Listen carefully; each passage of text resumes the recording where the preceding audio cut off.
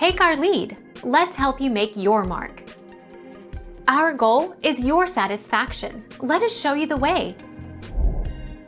Instructions. Cut the vanilla beans in half lengthwise and scrape out the vanilla flecks inside.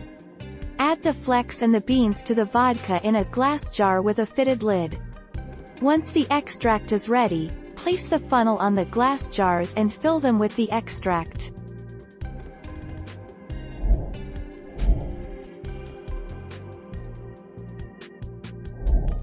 Take our lead. Let's help you make your mark. 1. Stuff your glass bottle full of vanilla beans. I've found that 100 proof alcohol does the best job of extracting the vanilla from uncut vanilla beans.